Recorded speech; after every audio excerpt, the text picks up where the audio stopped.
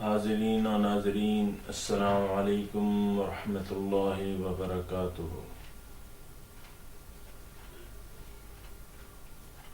درس قرآن کے سلسلے میں حاضر ہیں۔ اللہ اکبر۔ اعوذ باللہ من الشیطان الرجیم، بسم اللہ الرحمن الرحیم۔ الف لام میم، ذالک الکتاب لا ریب فیہ ھدی للمتقین الذین یؤمنون بالغیب ویقیمون الصلاة ومما رزقناہم ینفقون والذین یؤمنون بما انزل الیک وما انزل من قبلک وبالآخرۃ ھم یوقنون اولئک علی ھدی من ربہم واولئک ھم المفلحون۔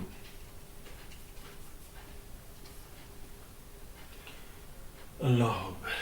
ابتدائی آیات میں نے پڑھی ہیں برکت کے لیے۔ آج سورہ بقرہ کی تمہید بیان ہوگی۔ جیسے کہ سورہ فاتحہ کی تمہید تھی، مقدمہ تھا، اسی طرح اس سورت کا بھی تمہید ہے اور مقدمہ ہے۔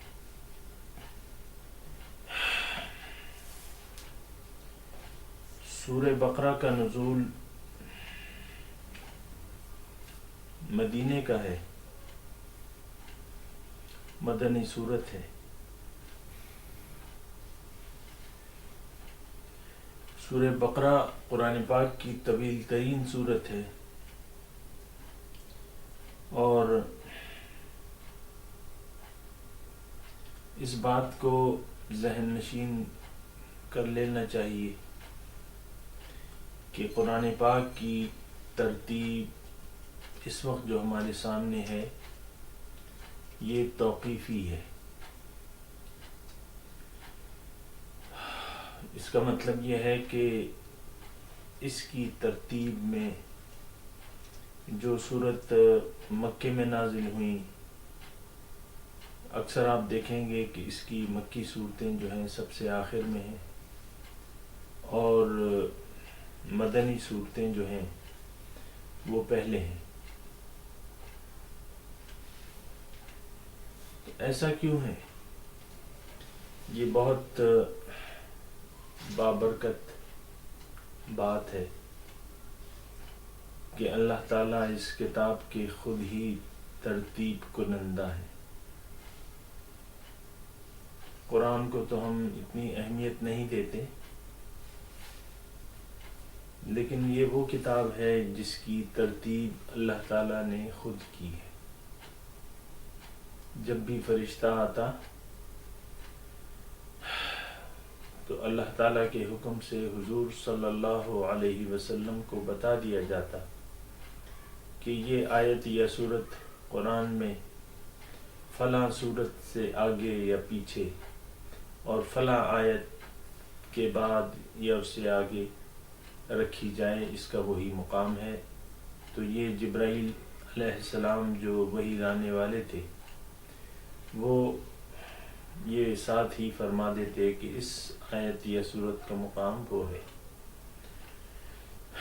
تو اس طرح یہ قرآن کی تمام ترتیب جو ہے یہ انسانی نہیں ہے، بلکہ رب العالمین کی طرف سے ہے۔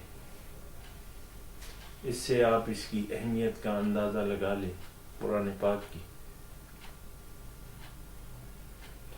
دوسری بات یہ ہے کہ اس سے پہلے جو ہم نے سورہ پڑھی تو وہ سورہ فاتحہ تھی، اور سورہ فاتحہ آپ کو پتہ ہے کہ وہ مکی سورت تھی۔ آپ کو میں نے بتایا تھا کہ سورہ فاتحہ تمام صورتوں میں بحیثیت سورت نازل ہونے والی پہلی سورت ہے مکی دور میں، اور یہ جو آج ہم سورت کا افتتاح کر رہے ہیں یہ سورت جو ہے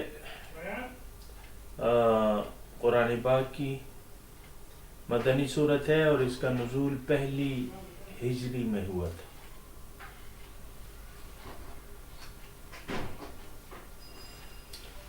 قرآن پاک سورہ فاتحہ سے لے کر والناس تک مربوط ہے،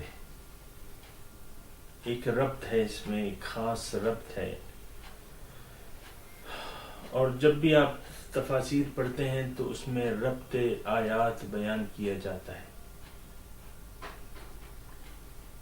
اور یہ ربط جو ہے یہ اس پہ تدبر کرنا چاہیے، سوچنا چاہیے، سمجھنا چاہیے اس کو کہ ربط آیات کیا ہے، ربط سورت کیا ہے۔ گزشتہ جو ہم نے سورت پڑھی تھی وہ سورہ فاتحہ تھی، تو سورہ فاتحہ آپ دیکھیں کہ اس میں جو مرکزی مضمون تھا وہ اہدنا صراط المستقیم تھا، اے اللہ تعالی ہمیں سیدھا راستہ آپ بتا دیجیے۔ اور یہ سورت جب آپ شروع کرتے ہیں تو اس سوال، اس دعا کا جواب فوراً دے دیا جاتا ہے کہ اے میرے بندے، تو نے جس ہدایت کا مجھ سے سوال کیا تھا یا مجھ سے طلب کی تھی، تو دیکھو ذالک الکتاب لا ریب فیہ، یہ وہ کتاب ہے جس میں کوئی شک نہیں، تم جس صراط مستقیم کے طالب ہو اے میرے بندے، اس کتاب کے ذریعے میں تمہیں صراط مستقیم بتاتا ہوں، اپنا راستہ بتاتا ہوں، اپنی طرف پہنچنے کا راستہ بتاتا ہوں۔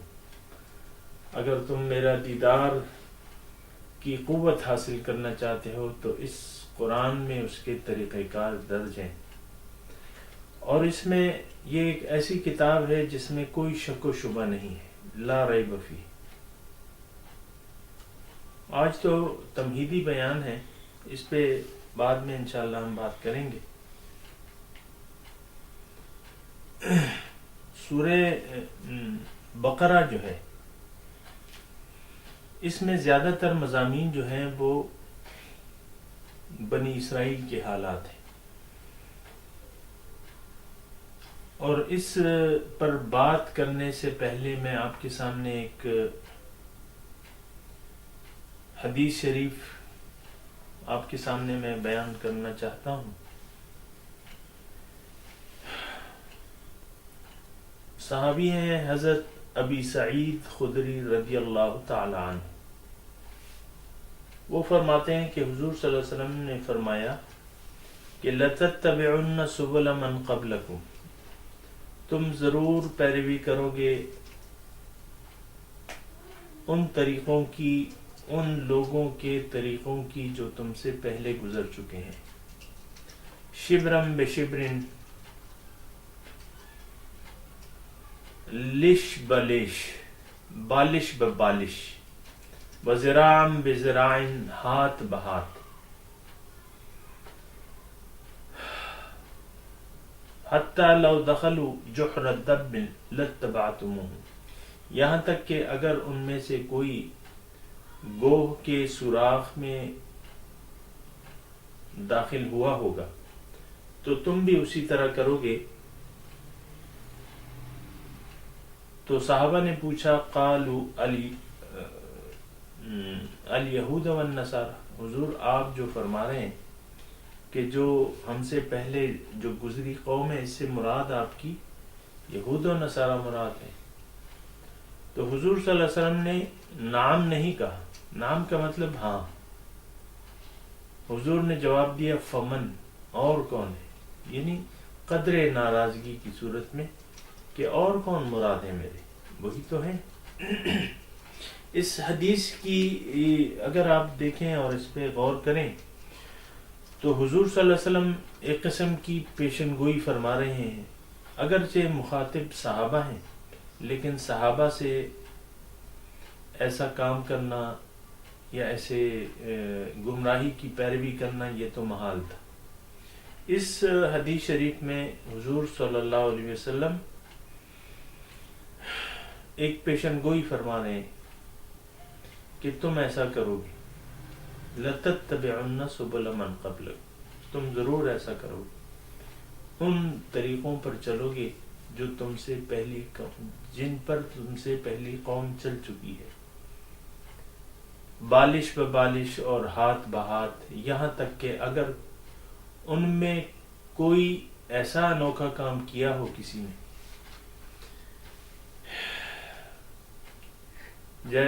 کہ وہ ایک گوہ کے سوراخ میں جس میں داخل ہونا مشکل ہوتا ہے اور بلکہ ناممکن ہوتا ہے، لیکن اگر کوئی مثال کے طور پر حضور فرما رہے حتی لو دخلوا جحر دب لاتبعتموہ، اگر ایک گوہ کے سوراخ میں وہ داخل ہوا ہو تو تم ضرور ان کی پیروی کرو گے۔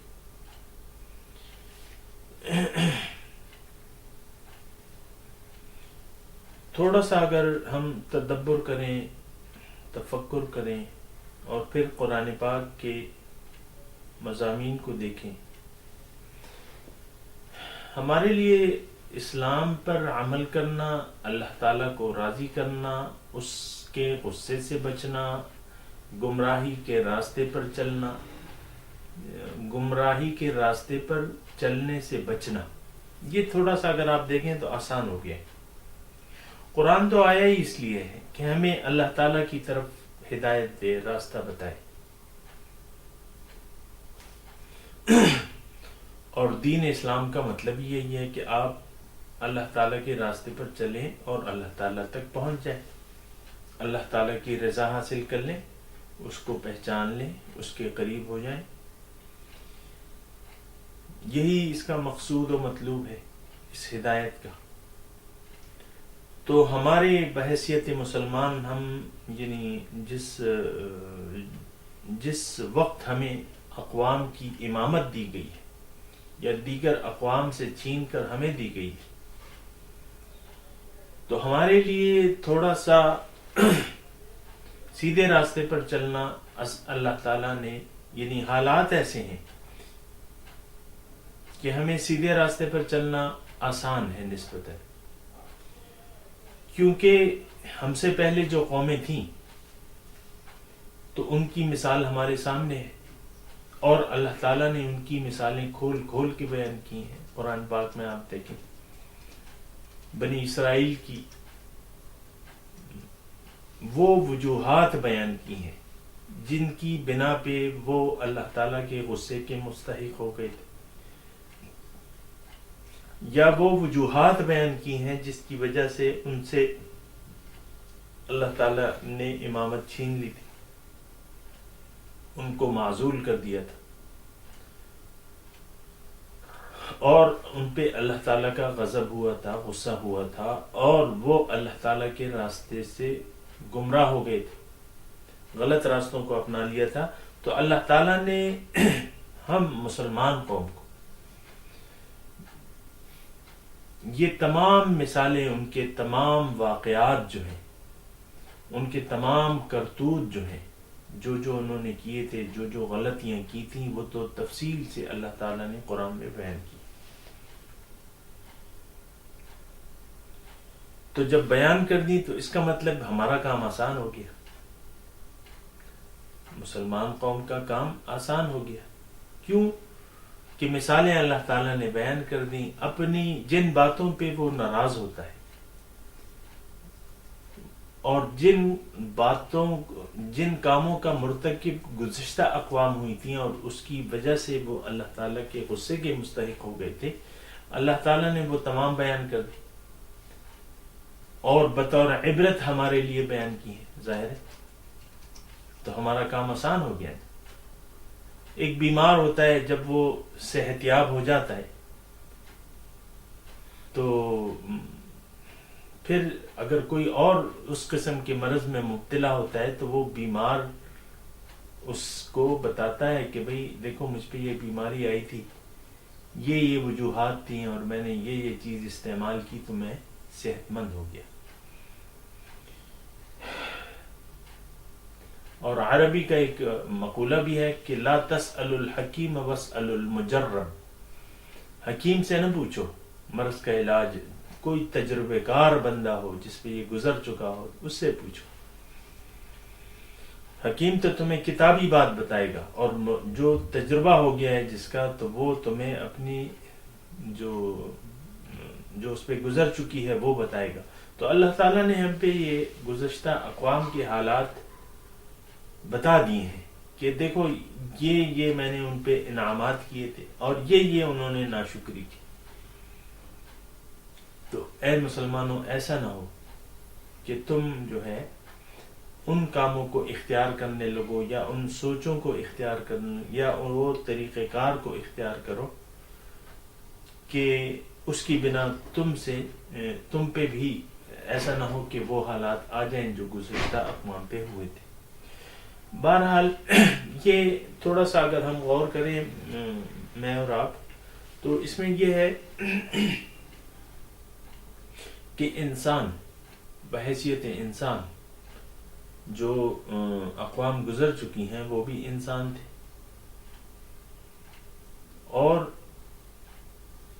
وہ ان کے پاس بھی ہدایت آئی تھی اور ان کے پاس بھی وہی سب کچھ تھا. مثال کے طور پہ وہی طبیعت تھی ان کی. انسانی طبیعت اور نفس میں فرق تو نہیں ہوتا. انسان کی تو ساخت ایک قسم کی ہے. جو آدم علیہ السلام کے ساتھ مسائل تھے یا جو جسمانی حالات تھے تو وہ آج میرے پاس بھی ہیں، آپ کے پاس بھی ہیں. تو انسان جو ہے اور اسی طرح ہدایت جو ہے وہ تو ایک سی ہدایت ہے اور انسان کے مزاج کے مطابق ہدایت آتی ہے، انسان کی رہنمائی کے لیے آتی ہے. تو یہ سب ایک ہی چیز ہے. گزشتہ جو اقوام تھیں تو جو برائیاں ان میں تھیں تو وہ انسانی برائیاں تھیں اور اس کی وجوہات بھی انسانی تھی مختلف. اب اس کی ہم تفصیل میں نہیں جاتے. تو یہ بات نہیں ہے کہ ان میں کچھ باتیں جو انہوں نے کی وہ ہم نہ کر سکیں. بے نہیں اس بات کا امکان ہے کہ ہم میں بھی وہی خرابیاں پیدا ہو جائیں جو کہ ان میں پیدا ہوئی. ہم بھی انہی نافرمانیوں کے مرتکب ہونے لگیں جو کہ ان میں موجود تھی. تو حضور صلی اللہ علیہ وسلم کی اس حدیث کو اگر آپ عبرت کی نگاہ سے دیکھیں تو حضور کیا فرما رہے ہیں اس حدیث میں لَتَتَّبِعُنَّ، یقیناً تم ضرور پیروی کرو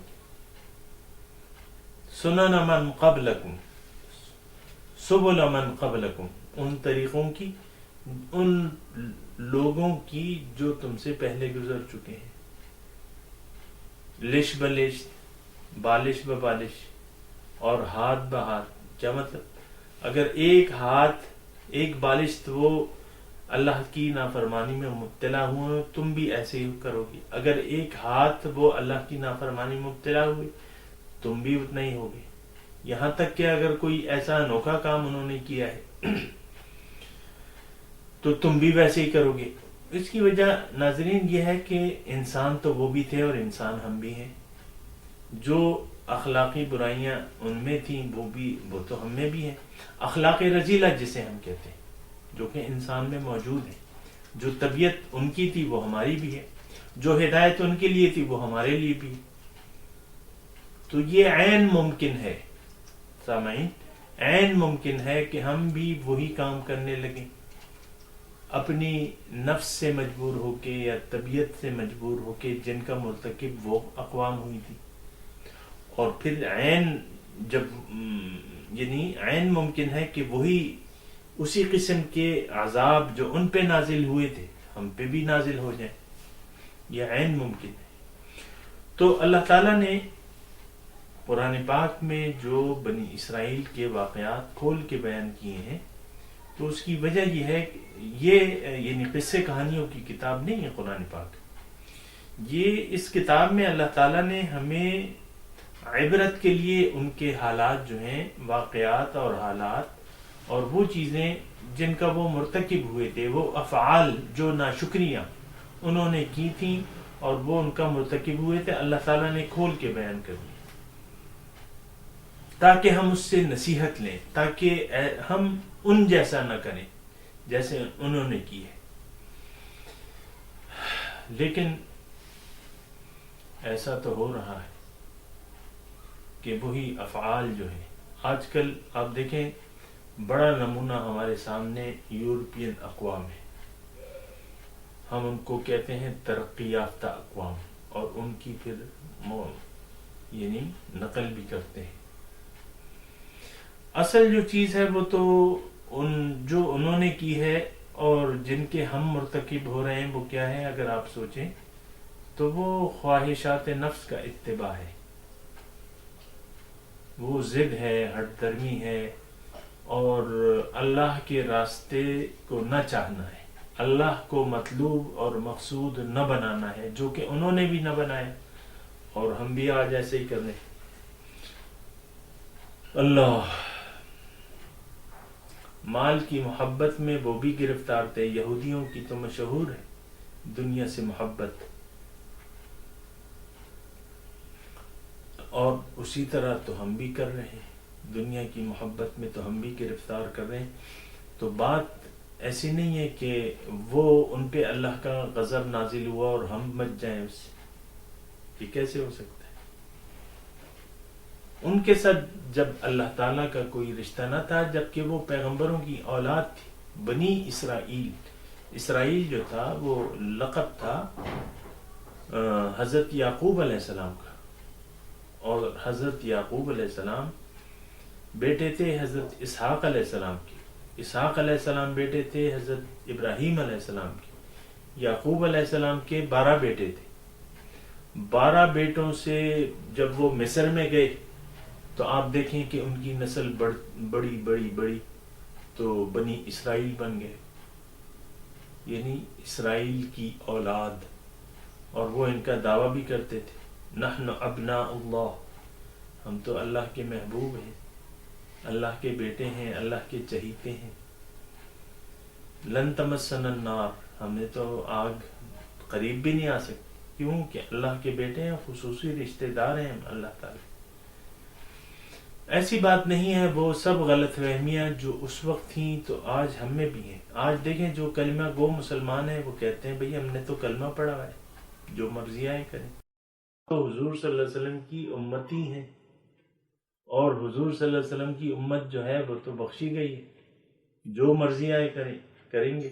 تقریباً یعنی آپ دیکھیں اپنے ذہن کو پڑھیں اور لوگوں کے ذہن کو پڑھیں. کیا ایسی بات نہیں؟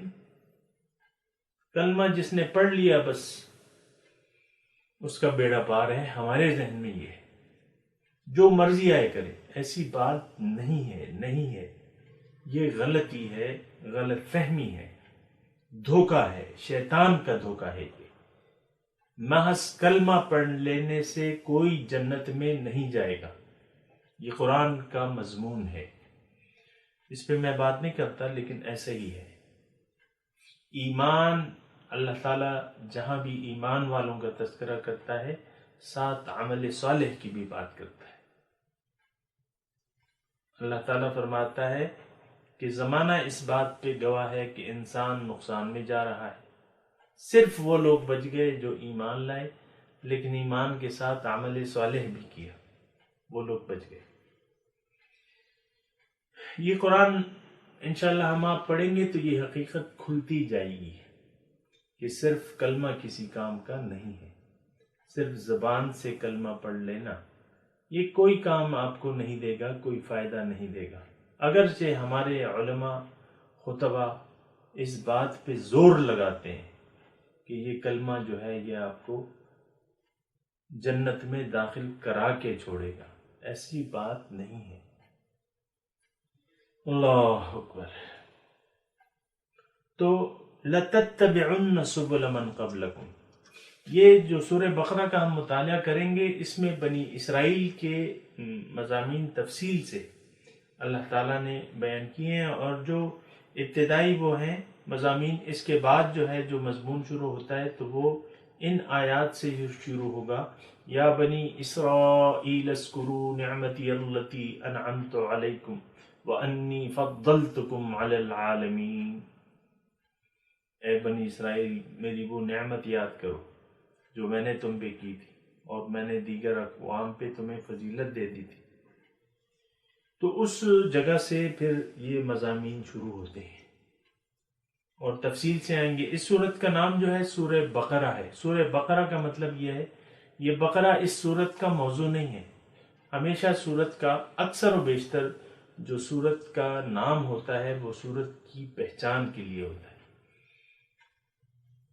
سورت کی پہچان کے لیے ہوتا ہے کہ یہ وہ سورت جس میں بقرہ کا لفظ استعمال ہوا ہے، بس، ورنہ گائے پہ تفصیلی بات اس پہ، یعنی یہ کوئی موضوع والی بات نہیں ہے۔ تو اب دیکھیں یہ کتاب جس انداز سے اللہ تعالیٰ نے ترتیب دی ہے تو وہ اس کا مخاطب جو ہے اصل میں مومن ہے، مسلمان ہیں، اور وہ لوگ ہیں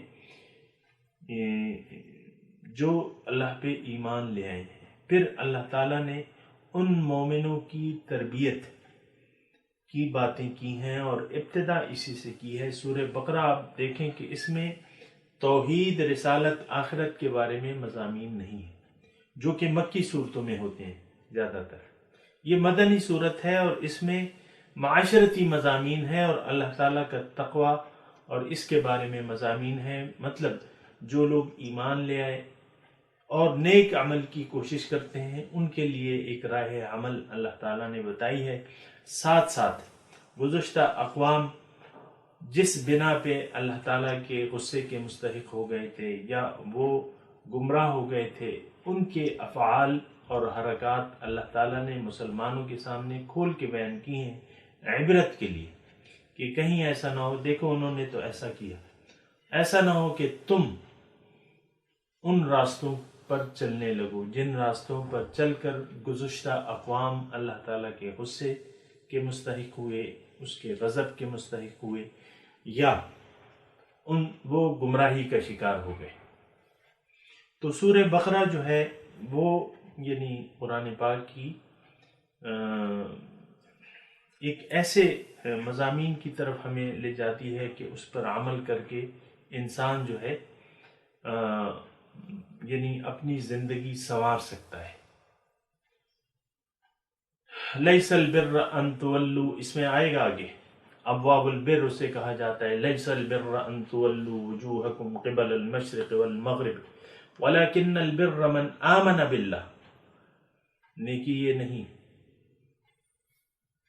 کہ تم اپنا رخ جو ہے مشرق یا مغرب کی طرف پھیر لو، حقیقی نیکی تو یہ ہے کہ تم اللہ پہ ایمان لے، وَلَكِنَّ الْبِرُّ مَنْ بَرَّ، نیکی یہ ہے کہ تم اللہ پہ ایمان لے۔ وہ مضامین آئیں گے تو اس میں یعنی اہل ایمان کے لیے زیادہ تر مضامین ہیں، مخاطب بھی وہی ہیں، اور دیگر یعنی سبق حاصل کرنے کے لیے ان سے پہلے ہم سے پہلے جو مسلمان قوم تھی، یہود و نصارہ، ان کے حالات اور کرتوت اللہ تعالیٰ نے ہمارے سامنے کھول کے بیان کی کہ ہم اس سے عبرت لیں، ایسا نہ ہو کہ ہم بھی وہی کام کرنے لگیں۔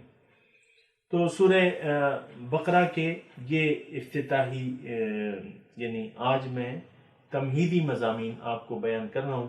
قرآن کا انشاءاللہ ہم آج باقاعدہ افتتاح کر رہے ہیں۔ سورت کا میں نے ابھی آپ کو ترجمہ نہیں بتایا، لیکن ایک چیز جو ہے وہ اس پہ بات کر لیتے ہیں، الف لام میم پہ۔ اللہ،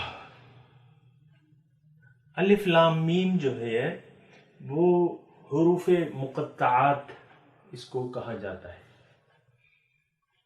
اور یہ ایسے حروف ہیں جن کی باقاعدہ نہ تو اللہ تعالیٰ کی طرف سے کوئی اس کی وضاحت ہے، اس کے معنی کی، ان کی، اور نہ حضور صلی اللہ علیہ وسلم نے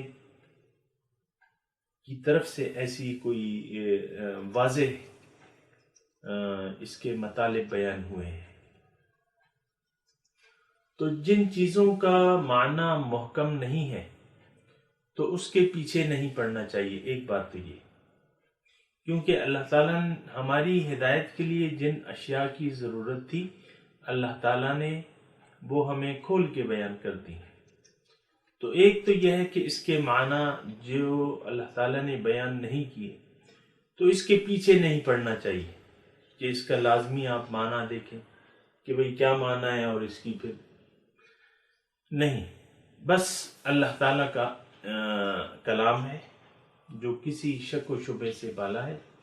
اللہ تعالیٰ نے یہ آیات نازل کی ہیں، اور اس میں بات یہ ہے کہ قرآن پاک جو ہے اس کی دو یعنی ایک وجہ تو میں آپ کو بیان کروں کہ اس وقت یعنی جس وقت یہ قرآن پاک نازل ہو رہا تھا تو ایسے تقریر سے پہلے کچھ ایسے الفاظ استعمال ہوتے تھے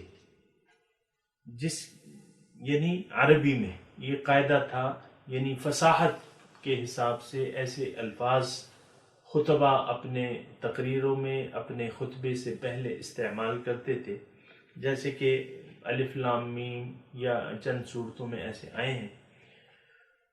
تو آپ دیکھیں کہ قرآن پاک کے یعنی اس پر کافی اعتراضات مشرکین مکہ نے کی ہیں، جو بات بھی ان کو اچھمبا لگتی تھی تو وہ اس پہ اعتراض کر دیتے، جو مضمون جو بات، لیکن اس میں آپ دیکھیں کہ اس کے بارے میں کوئی اعتراض ان کی طرف سے نقل نہیں ہوا۔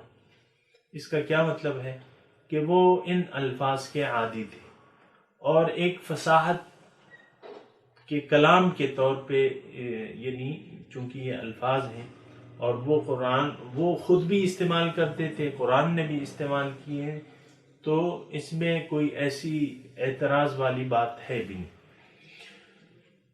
دوسری بات یہ ہے کہ یہ تو اللہ تعالیٰ کا کلام ہے، اور اللہ تعالیٰ کا کلام جو ہے بہت حکمتوں والا ہے، اور یعنی اس میں اتنا سر دکھانے کی ضرورت نہیں ہے، نہ اس کے معنی کے پیچھے پڑنے کی ضرورت ہے۔ جب بھی ہم ان کا معنی کرتے ہیں عام علماء کرام یا مدرسین، تو اس کا معنی یہ الفاظ کہہ کے یہ معنی بیان کرتے ہیں کہ اللہ تعالیٰ اس کے معنی کو اچھا جانتا ہے، بہتر جانتا ہے۔ تو الف لام میم جو ہے حروف مقطعات ہیں، بعض صورتوں میں آئے ہیں، اس وقت کے لحاظ سے یہ مستعمل تھے، الفاظ قرآن میں استعمال ہوئے ہیں، کسی نے اس پر اعتراض نہیں کیا، تو یہ اس میں کوئی ایسی بات نہیں ہے۔ دوسرا، اس کا معنی اگر اللہ تعالیٰ نے نہیں بیان کیا اور اللہ کے رسول نے واضح طور پہ بیان نہیں کیا ہے تو ہمیں بھی اس کے پیچھے پڑنے کی ضرورت نہیں ہے۔ اس پر ہمارا ایمان ہے کہ اللہ تعالیٰ کا کلام ہے، اور اللہ تعالیٰ یعنی اس پر ہمارا ایمان ہے۔ تو الف لام میم، اگرچہ بعض علماء نے اس کے مطالب بیان کیے ہیں، لیکن میں نے جیسے آپ کو بتایا کہ ان کے مطالب کے پیچھے پڑنے کی کوئی خاص ضرورت نہیں ہے۔ یہ بھی میں نے آپ کو بتا دیا کہ اس کا نزول بتا دیا، سورہ بقرہ کا نزول بتا دیا کہ پہلی ہجری اس کا نزول ہے، اگرچہ اس میں بعض آیات جو ہیں، مثال کے طور پہ سود کی حرمت کی جو ہے آیات جو ہیں وہ آئی ہیں 8 یا 9 ہجری میں، تو چند ایک آیات جو کہ اللہ تعالیٰ کی، یعنی اس میں پھر وہی بات آ گئی، یہ تو اللہ تعالیٰ کی ترتیب دی ہوئی کتاب ہے، چند آیات کو چھوڑ کر اس تمام سورت کا نزول جو ہے پہلی ہجری سال میں ہوا تھا۔ مضامین کا آپ کو میں نے اس کے ربط جو ہے پچھلی سورت سے اس کا ربط بتا دیا کہ اس کا ربط کیا ہے۔ بنی اسرائیل کے واقعات ہیں، ان کی میں نے آپ کو توجیح بیان کر دی۔ عام اس کے مضامین کے بارے میں میں نے آپ کو بتا دیا کہ یہ اللہ تعالیٰ نے مسلمان مدنی زندگی کی صورت ہے، تو وہاں معاشرتی یعنی جو جماعتی زندگی ہے یا مسلمانوں کے جو ضرورت پڑتی تھی، جن کاموں کی ضرورت پڑتی تھی، جیسے کہ اس میں خانگی مسائل کے بارے میں بات ہوگی، اور روزے کے احکامات ہیں، اس میں جہاد وغیرہ کی باتیں ہیں۔ تو یہ تمام جو ضروریات روزمرہ زندگی سے ایک مسلمان کو اپنے معاملات میں جن چیزوں کی ضرورت پڑتی تھی، اللہ تعالیٰ نے اس میں وہ احکامات مسلمان کی عملی زندگی کے لیے وہ احکامات اس صورت میں بیان کر دیے ہیں۔ سب سے پہلے اس میں اگر آپ دیکھیں تو سورت کی جو ابتدائی آیات ہیں اس میں یہ بیان باقاعدہ، تو اس کا ہم اس پہ کل بات کریں گے ترجمہ پڑھ کے، لیکن یہ مقدمہ ہے۔ اس کے مقدمے میں یعنی کل اس کا مقدمہ انشاءاللہ ہم بیان کریں گے، لیکن آج چونکہ ہم نے اس کی تلاوت کی ہے تو اتنا میں آپ کو بتا دوں کہ اس کا مقدمہ جو ہے وہ قرآن پاک کا یعنی ابتدائی، چونکہ آپ کو میں نے بتایا کہ یہ اللہ تعالیٰ کی طرف سے اس کی ترتیب دی ہوئی ہے اس کتاب کی، تو یعنی جب آپ کھولیں گے کتاب کی حیثیت سے اور اپنے لیے ہدایت کی حیثیت سے، تو سب سے پہلے اس میں اصول نجات بیان ہوتے ہیں کہ اے انسان، اے قرآن کو پڑھنے والے، اس کو سمجھنے کی کوشش کرنے والے، یہ 5 یا 6 باتیں ہیں جو اللہ تعالیٰ ان کو اصول نجات قرار دیتا ہے کہ اگر تم نے کامیاب ہونا ہے اپنی زندگی میں تو یہ صفات پیدا کرنی ہوں گی۔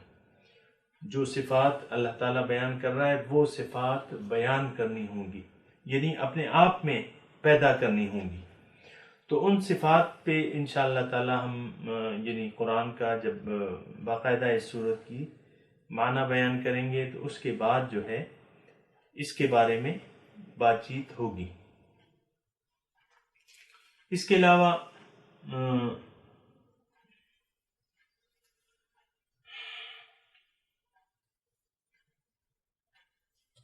یہ میں آپ کو بتاؤں کہ یعنی پہلی ہجری میں چونکہ اس کا نزول ہے تو وہاں کے حالات ذرا مد نظر رکھیں۔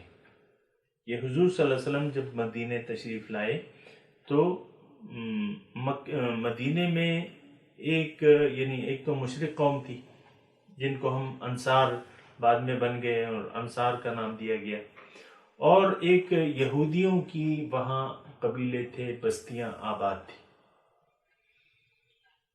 اور وہ یہود جو تھے مدینے، ان کی آپ دیکھیں کہ مدینے کیوں آئے تھے وہ لوگ۔ یہ 2-3 مرتبہ ان کو ان کے دشمن نے شکست فاش دے دی، اور جب یہ ہر طرف سے مایوس ہو گئے اپنے زمانے میں تو پھر وہ مدینے آ کے آباد ہو گئے، اس خیال سے کہ یہاں وہ نبی آئے گا جس کا ذکر ہماری کتابوں میں موجود ہے، تو وہ آئے گا تو سب سے پہلے جو ہم اس پر ایمان لائیں گے اور اپنے دشمن پر غلبہ حاصل کریں گے۔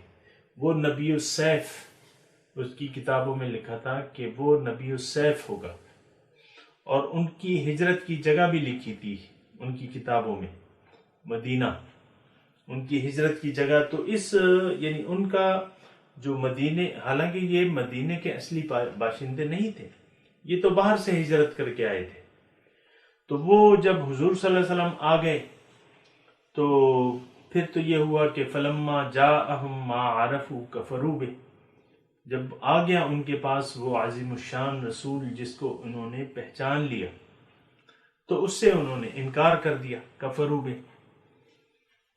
تو وہ یہود جو تھے وہ یعنی اس میں جو ہے کافی عبرت ہے ہمارے لیے کہ دیکھیں یہ تو ایک مسلمان قوم تھے، یہود جو تھے وہ اپنے وقت کے مسلمان قوم تھی، اور ان کے پاس کتاب بھی تھی، پیغمبروں کو مانتے تھے، قیامت کو مانتے تھے، جو کہ آج کل ہم سب جن باتوں کو مانتے ہیں وہ انہی باتوں کو وہ بھی مانتے تھے کیونکہ مسلمان قوم تھی۔ لیکن جب حضور صلی اللہ علیہ وسلم تشریف لائے مدینے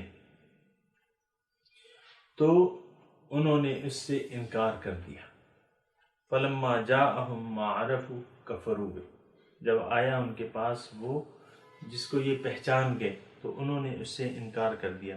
تو ان آیات میں یعنی جیسا کہ میں نے کہا کہ ہم نے غور کرنا ہے، یعنی جب بھی اللہ تعالیٰ ایسا بیان کریں اور ان کا نام لے کے بات کریں تو ہم نے یعنی یہ نہیں سوچنا کہ یہ تو ان کا بیان ہے،